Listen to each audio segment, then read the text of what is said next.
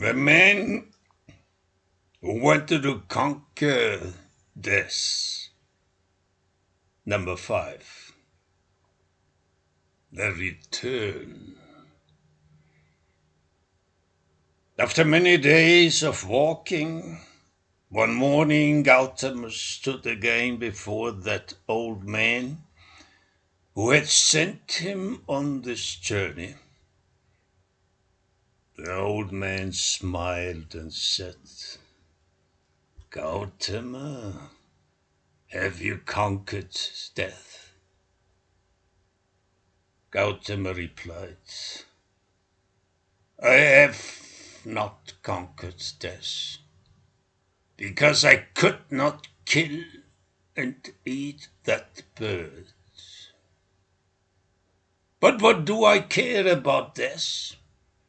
Death is to me even as life.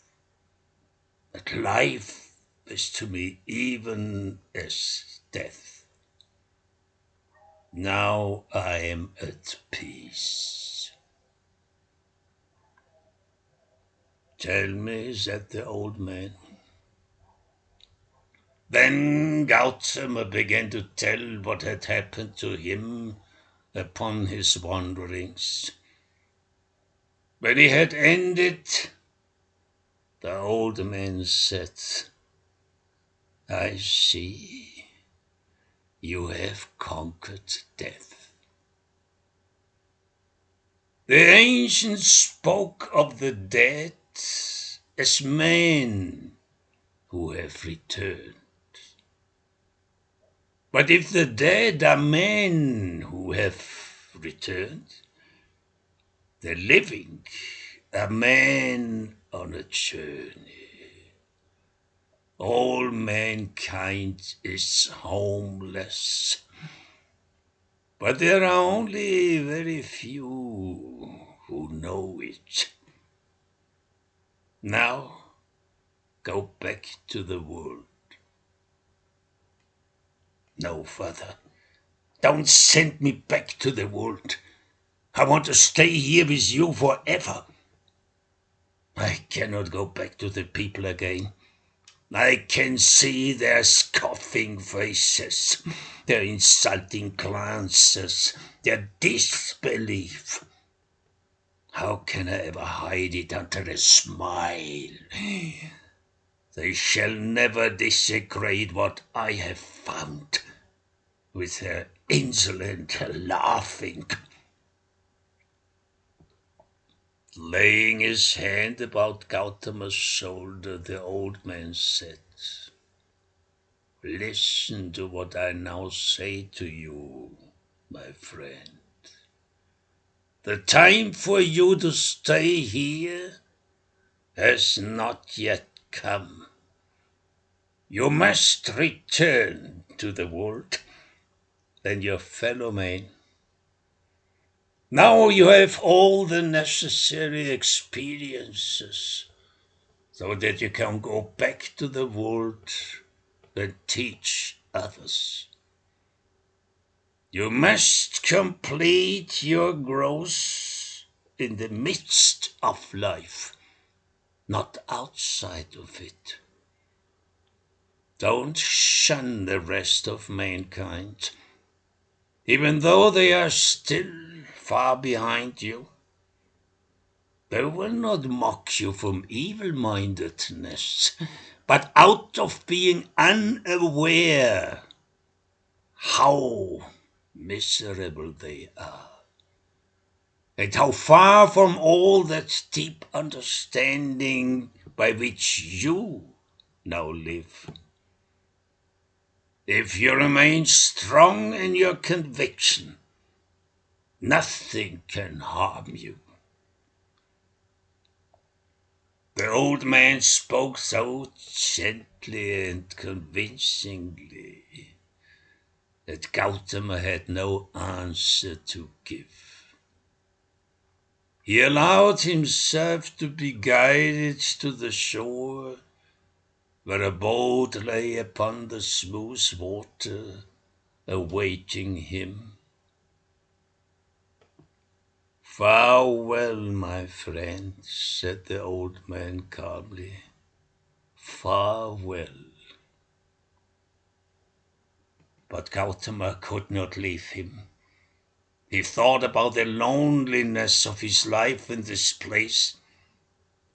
Father, come with me. I will care for you as long as you live.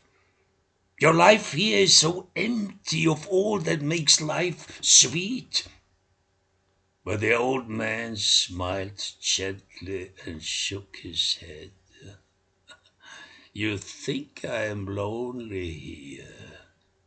No.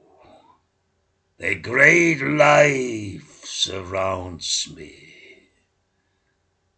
I know you mean it well with me, my friend, but you must grow wiser, much wiser.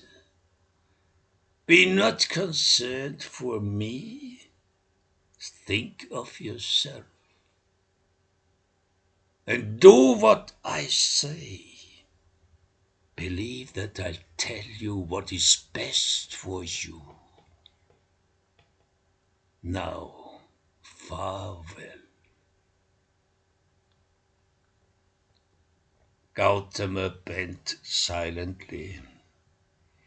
Then he stepped into the boat and took up the oars. With slow strokes, he drove it over the calm surface of the water. He turned the head towards the shore. There stood the old man, motionless, gazing straight before him. Gautama hoped that he would wave, but the old man remained immovable. The boat glided further and further away. The outlines of that figure grew fainter and fainter. At last, Gautama could see it anymore. After many days of walking, Gautama came again to the crossroad. There came from the other direction those three men with whom he had once started the journey. As they came near, the three men greeted Gautama with much respect, but they did not recognize him. Now they saw him like a sage. The three men carried heavy sacks full of things they had gathered along their search. They sweated under the weight, but Gautama carried nothing and went along quietly and light. He said to himself, I don't need to amass any possessions anymore. All I need is within me. I find beauty in all I see. I feel comfortable wherever I am. I can be open to everything. Far he wandered, trying to tell his story and to show the people the precious stone of wisdom in the palm of his hand. Some people listened, for his story was new to them. But then they said, your stone of wisdom is not for us now. We are living in dark ages. Come to us 100 years from now. Then we will be able to understand its wisdom. Other people, when he showed them the stone, said, this gem is uncut. We want it polished. Others who listened said, "Make the gem float on water. Then we will believe you that it is miraculous." That Gautama refused to do such a trick. The man said, "I heard of a better stone. I'm sure I shall find it, because I eat nothing but salad." The long journey had made Gautama thin and wrecked. So when he told his story, some said, "Why should we listen to your story? You look so poor and so wrecked. Unless you are dressed in silk and tell your story in poetic words, your gem has no value for us." Gautama went near and far, but everywhere it was the same, trying to teach man the truths he has found. He only met disappointment. Some were too busy to listen, some content with their own ideas, some laughed, and some doubted. Only a young man here and there, out of curiosity, listened for a while.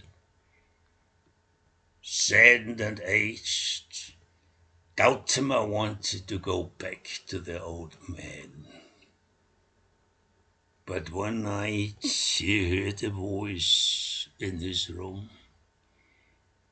"My son, be not troubled. The stone is only for you. He who makes the effort to help his fellow man is the right owner. Your weary wandering has cut and polished your gem." Opening his palm, Gautama gazed into the wonderful light of the stone, and great peace came over him. His eyes closed, and he sank deep into a trance, trance, trance.